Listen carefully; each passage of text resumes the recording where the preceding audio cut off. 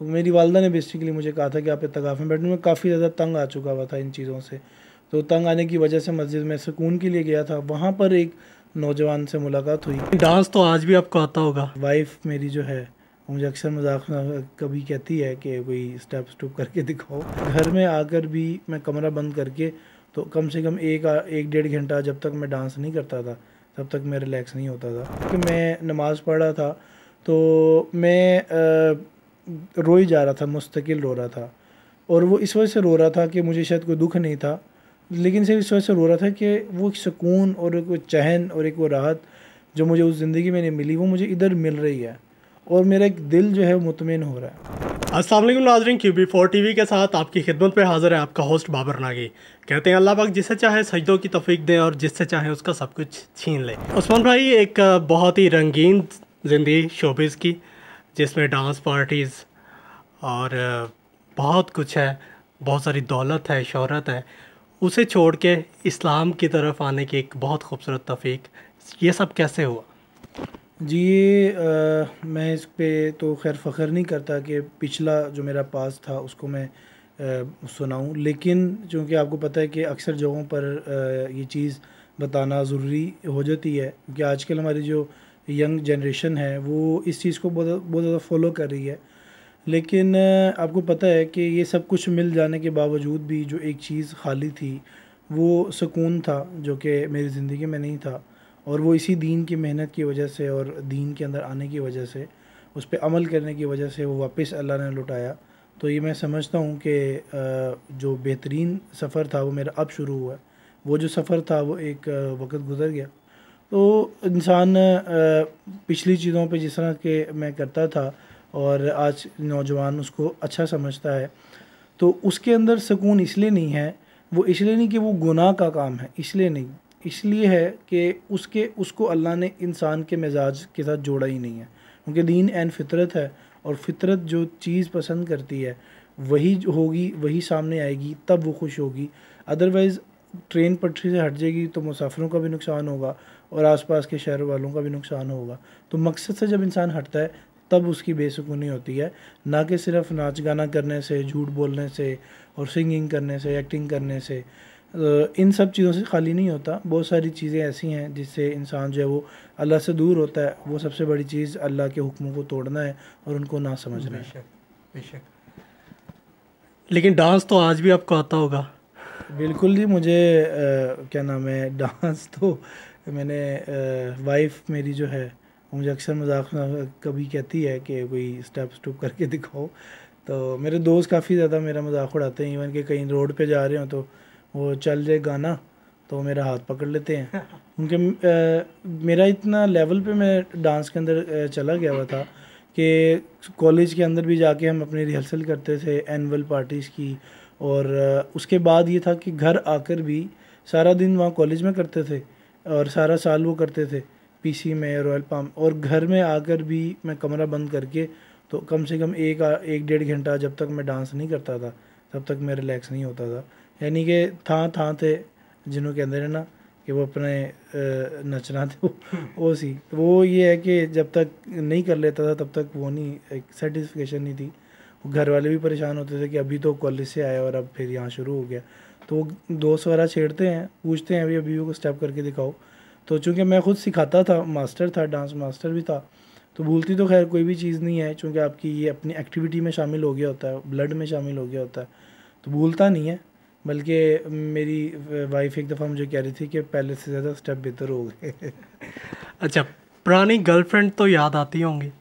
اس کا تذکرہ ہوتا ہے یار, وہ مطلب میری وائف میں اکثر کرتا ہوں تو وہ کہتی ہے کہ مطلب اگر مطلب اتنے نکاح جو ہیں وہ اگر ہو جاتے ہیں, مطلب اتنے جتنے آپ نے بتائے ہیں تو 4 کا وہ جائز ہے, تو تمہارے تو بہت زیادہ. وہ میرے افیئر میرا ایک کے ساتھ رہا ہے, وہ بھی بڑا اچھا تھا, مطلب شادی کرنے کا ارادہ تھا, ایسا کوئی بھگا کے لے کے جانے کا نہیں تھا. لیکن وہ چونکہ کالج لائف کا ہوتا ہے تو وہ آپ کو پتہ ہے ایسا ختم ہو جاتا ہے, ہر بندے کی لائف کا وہ پارٹ ہے. تو میں ان ایکٹیویٹیز میں بہت زیادہ شامل تھا, لیکن میرا کبھی بھی کہیں پر بھی غلط نام نہیں تھا کہ بندہ کہ بھائی یہ غلط. باقی ایکٹیویٹیز میری تھیں, اس وجہ سے لوگ کافی مجھے جانتے تھے. ایک ٹائم میں کتنی گرل فرینڈز ہوتی تھی؟ گرل فرینڈ کے پیچھے پڑ گئے. گرل فرینڈ میری یار میں بتاؤں کالج میں ایک تھی, اور فیملی میں مطلب ایسا اتنی نہیں تھی. فیملی میں یہ ہوا تھا کہ ایک پسند تھی میری کزن, لیکن ہمیں پتہ چلا کہ ہماری شادی ہوگی, مطلب بڑوں نے طے کر دیا. تو ہم پھر ایز اے فرینڈ کے طور پہ چونکہ ہمیں پتہ چلا کہ ہمیں شادی ہونی ہے, تو پھر ہم نے کہا کہ ہمیں آپس میں پھر ہم دوستی بھی لگا لیتے ہیں. تو جو آفیشیل تھیں وہ تو میری 2 تھیں. ان آفیشیل آپ کو پتہ فیس بک پہ 5000 فرینڈ کی لمٹ ہے, تو اس کے اندر 2000 لڑکیاں تھیں, تو باقی 3000 وہ دوسرے دوست تھے. اچھا باقی یہ بات حقیقت ہے کہ اللہ پاک کو انسان کی کوئی نہ کوئی ادا ایسی پسند آ جاتی ہے جس کی وجہ سے اللہ پاک اس انسان کو اپنی طرف لے جاتے ہیں اور اس کے سجدے کا توفیق دے دیتے ہیں. تو آپ کو کوئی ایسا پتہ چلا کہ آپ کی کون سی ایسی ادا تھی جس کی وجہ سے اللہ پاک نے آپ کو اپنی طرف مائل کر لیا؟ جی یہ اس کے اندر میں آپ کو بیسک پوائنٹ بتا دوں کہ آپ کی جو اپنی ول پاور ہے وہ ڈیپینڈ کرتی ہے کہ آپ کسی کام کو کرنے کی اگر ٹھان لیں تو آپ اس کو کتنا کر سکتے ہو. میرا یہ تھا کہ میں سم ٹائم چونکہ جب انسان جتنا دین سے دور ہوتا ہے, جب وہ تھوڑا سا اس کو راستہ ملتا ہے, ایک صحیح پلیٹ فارم ملتا ہے, وہ اتنا ہی دین کے قریب آ جاتا ہے اور بڑی جلدی آتا ہے. سڈنلی میرے ساتھ یہ ہوا کہ جب میں اس فیلڈ میں آنے والا تھا, تبلیغ کی فیلڈ میں آنے والا تھا, تو میں بہت زیادہ سڈن ڈیتھ کی ویڈیوز بہت زیادہ دیکھتا تھا. اور میرے ساتھ ایک چھوٹا سا ایسا انسیڈنٹ ہوا تھا جس نے مجھے اس سٹیپ کے قریب کیا, سوچنے پہ مجبور کیا کہ کیوں نہیں ہمیں یہ سوچنا چاہیے, کیوں نہیں کرنا چاہیے, کیوں نہیں دین پہ چلنا چاہیے. وہ ایک میرا دوست تھا, اس نے مجھے بتایا کہ یار وہ ایک ماڈل ہے سدرا, تو وہ اس کی ڈیتھ ہو گئی ہے. تو میں ایک دم شاکڈ ہو گیا. ڈیفینس میں 2 دن پہلے ہی ملاقات ہوئی تھی, تو آپ کو پتہ جوانی کے اندر اگر کوئی یہ سنے کہ یار میرا ساتھ والا فوت ہو گیا تو ایک آپ ہل جاتے ہو, آپ کی روح کام جاتی ہے. تو وہی میرے ساتھ کچھ ہوا. لیکن اس کے بعد میرے دل میں ایک رمق سی اٹھ گئی تھی کہ یار مجھے ہونا چاہیے ایسا, لیکن راستہ نہیں ملا تھا. تو راستہ تبلیغ کے ذریعے سے مجھے ملا, جماعت والے مل گئے, تو وہاں سے اللہ نے مجھے اس کام میں لگایا. اور اس میں کچھ ایسے معاملات ہوئے, کچھ ایسے لوگ ملے جنہوں نے بڑے احسن انداز سے جو ہے وہ ایفرٹ کی اور اس راستے پہ مجھے لانے کی مدد کی. تو میری والدہ نے بیسیکلی مجھے کہا تھا کہ آپ اعتکاف میں بیٹھنے میں کافی زیادہ تنگ آ چکا ہوا تھا ان چیزوں سے. تو تنگ آنے کی وجہ سے مسجد میں سکون کے لیے گیا تھا. وہاں پر ایک نوجوان سے ملاقات ہوئی, تو وہ ابھی 4 مہینے لگا کے آیا تھا. اکثر تبلیغ میں لوگ جاتے ہیں تو 4 مہینے بھی لگاتے ہیں, تو وہ جماعت میں 4 مہینے لگا کے آیا تھا. اس نے مجھے 10 دن خوب خدمت کی, کھلایا پلایا, اور روزانہ میرے سے اللہ اور اللہ کے رسول کی بات کرتا تھا, دعوت دیتا تھا, اور ایک خدمت کرتا تھا میری. 10 دن کے بعد اس نے مجھے کہا کہ آپ 3 دن کے لیے میرے ساتھ چلو. تو 3 دن کے لیے میں تیار ہو گیا. ایک مسجد میں ہماری تشکیل ہوئی, تو جب وہاں تشکیل ہوئی تو 3 دن مسجد میں رہے, اور ہر وقت اللہ اور رسول کی جو باتیں سنائی دے رہی تھیں, کان میں پڑ رہی تھیں. پھر اس کو سب سے بڑی بات بولا بھی, جیسے ہم لوگ کہتے ہیں نا کہ قول اور فعل میں ایک تعداد ہے, تو وہ تعداد جب ختم ہوا, جب وہ فرق ختم ہوا کہ بولنے میں اور عمل کرنے میں, تب جب وہ عملی زندگی میں اس کو بولا اور ایک ماحول میں گئے, تو ماحول میں جانے کی وجہ سے میرے ساتھ کچھ ایسا ہوتا تھا کہ میں 3 دن جو میرے وہاں گزرے مسجد میں, وہ ایسے تھے کہ شاید میں ساری زندگی بھی اتنا نہ روں جتنا میں اس 3 دن میں رویا تھا. اور سب سے بڑی بات یہ کہ کوئی جادو تو خیر ہوتا نہیں ہے, نہ کوئی فرشتہ اوپر سے آ کے آپ کے دل کو بنا دیتا ہے. ہوتا یہ ہے کہ جس ماحول سے انسان بگڑا ہے, اس ماحول کو چھوڑ کر اگلے ماحول میں جانا جہاں پر یہ بات ہوتی ہو, تو میں یہ سمجھتا ہوں دنیا کا بڑے سے بڑا بگڑا ہوا انسان بھی ہوگا وہ سنور جائے گا. تو دوسرے دن کا واقعہ ہے کہ میں نماز پڑھ رہا تھا, تو میں رو ہی جا رہا تھا, مستقل رو رہا تھا. اور وہ اس وجہ سے رو رہا تھا کہ مجھے شاید کوئی دکھ نہیں تھا, لیکن صرف اس وجہ سے رو رہا تھا کہ وہ ایک سکون اور ایک وہ چین اور ایک وہ راحت جو مجھے اس زندگی میں نہیں ملی, وہ مجھے ادھر مل رہی ہے, اور میرا ایک دل جو ہے مطمئن ہو رہا ہے. اور آپ سمجھیں کہ جب اللہ کا نام آتا تھا تو میرے جسم کے سارے رونگٹے کھڑے ہو جاتے تھے, اور جب سجدہ کرتا تھا تو سجدے کے اندر جو لذت محسوس ہوتی تھی وہ نہ اسٹیج پہ محسوس ہوئی, نہ بیک اسٹیج محسوس ہوئی, نہ ہی لوگوں کی واہ سننے محسوس ہوئی.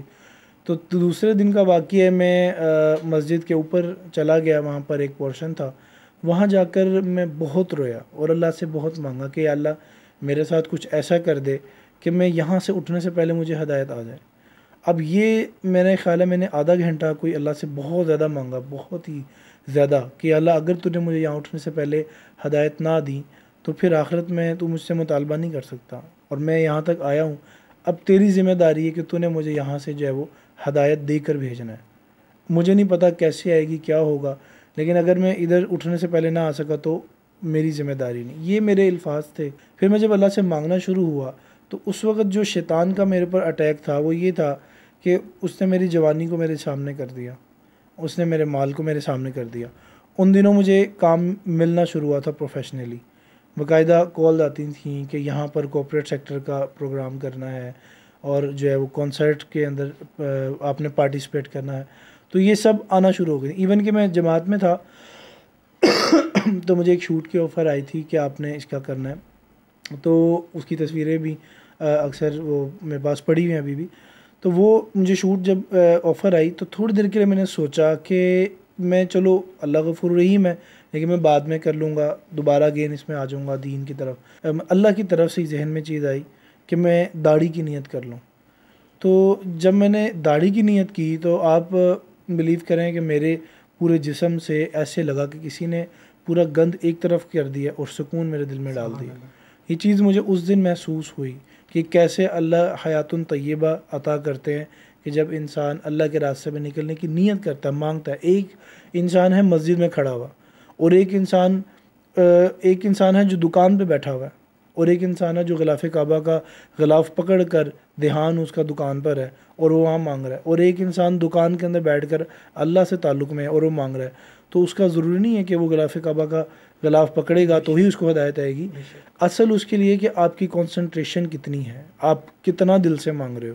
شوبز میں جو پیسہ ہے دولت ہے, جو شہرت انسان پاتا ہے, پیسہ حاصل کرتا ہے, کیا اس ٹائم آپ اس سے بہتر کما رہے ہیں؟ جی بالکل, آہستہ آہستہ انسان اپنے منزل تک پہنچتا ہے. اور اس میں میرے سب سے بڑی بات ہے کہ میرے جو ساتھی ہیں, میرے دوست ہیں, ان کا بہت زیادہ ہاتھ ہے, اور میرے ماں باپ کی کافی دعائیں ہیں, ان کی سپورٹ ہے. پھر جیسے کہ میں نے بتایا, اور اب یہ ہے کہ الحمدللہ پہلے سے بہت بہتر ہے. دیکھنے والے ناظرین کے لیے کوئی میسیج؟ جتنے بھی دیکھنے والے دوست ہیں, میرے بھائی بہن ہیں, ان سب کو میں ایک یہ بات ضرور کہوں گا کہ اپنے ماں باپ کی قدر کریں, کیونکہ ماں باپ وہ واحد ہستی ہیں جو دنیا میں ملتی نہیں ہے واپس. کروڑوں بھی کما لیں گے تو آپ کو سب مل جائے گا. کسی بڑے سے بڑے نامور انسان کو ہم اس کے لیے پیسے خرچ دیتے ہیں, مال خرچ دیتے ہیں. ماں اگر کہہ دے کہ مجھے کوئی بوتل ہی پلا دے, ہم نہیں پلا دیتے.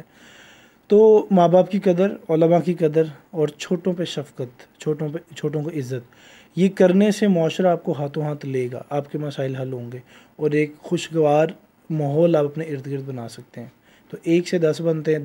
بہت شکریہ آپ کا ٹائم دینے کا. اور ناظرین, جیسا کہ آپ نے دیکھا کہ ایک ایکس ماڈل سے یہاں تک کا سفر, اور اللہ پاک کی ایک خاص رحمت ان پر. تو ایسے ہی اور بھی ویڈیو دیکھنے کے لیے ہمارے چینل کو سبسکرائب ضرور کیجیے گا, اور اس ویڈیو کو ایک اچھی نیت سے شیئر ضرور کیجیے گا. اللہ حافظ.